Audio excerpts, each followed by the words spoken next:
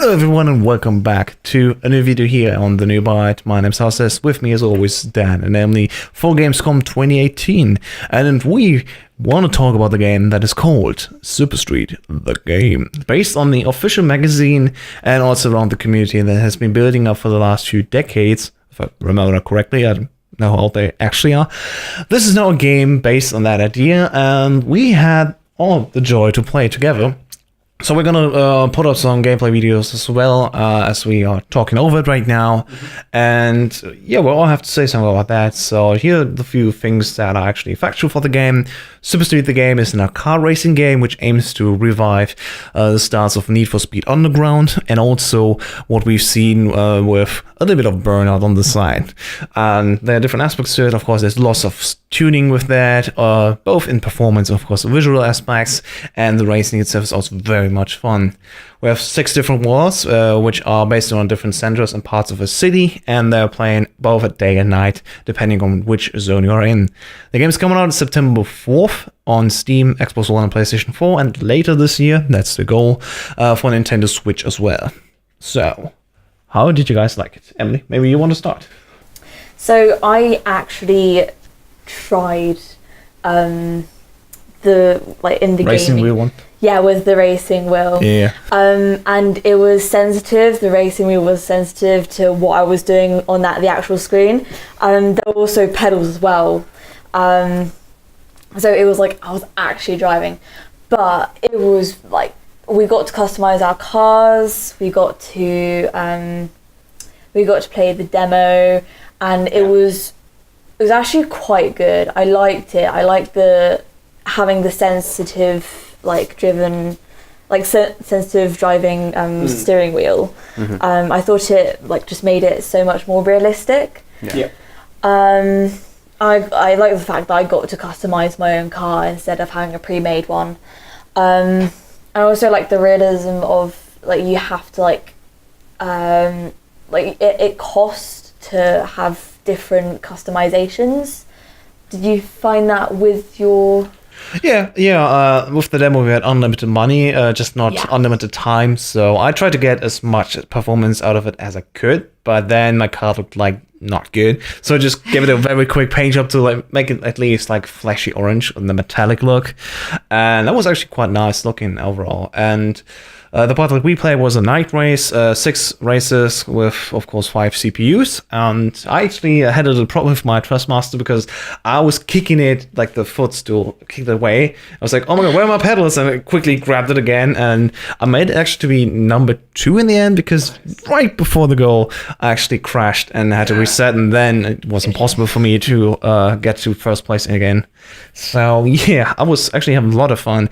And you could really see how, if you're just driving recklessly and bouncing into walls, you actually crash. You have a damage model of the car, which is really impressive for what I think is not really a goal of the game, because it's more a car racing game.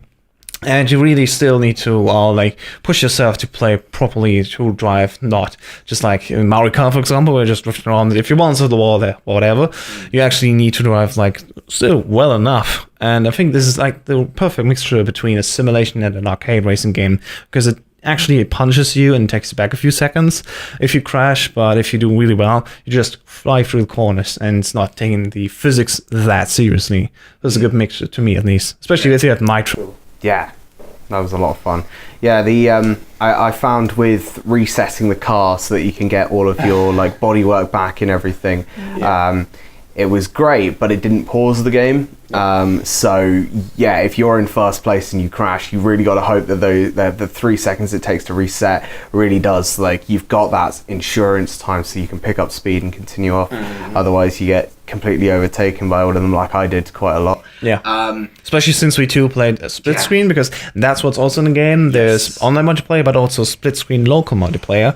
And for the game for this is perfect because you can just put it on and say, here, just take this pre-made car that I made in my career, for example, and you can just go on and have a quick race with your friends. Yeah, and it was a lot of fun. I really thought, because I didn't get to experience the making my own car, but with watching these two make their cars, it was one of the slogans that they gave us, they had some stickers and it said "built not bought," and I was that is honestly what the game is. You build your car from the ground up. You get this horrible thing that looks naff, but if you stick like a V8 in it and 100 and give it a bit of a spray paint, that's a car.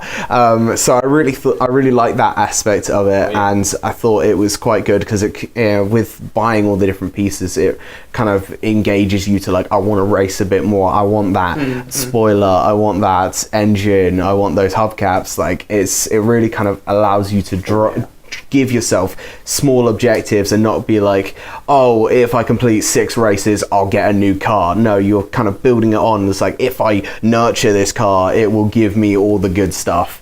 So I really enjoyed playing that, even with the pre-made cars in the co-op mode that we played. That was a lot of fun, and we had a bit of a back and forth with being so close to each other and then taking over, and it was great. It was fantastic. And once I crashed you and you flew all the way over there, I was like, okay, I'm sold. This is hilarious. This is fun. Because again, it doesn't take itself too seriously, but it really rewards if you play properly. And there's a good mix in between those two.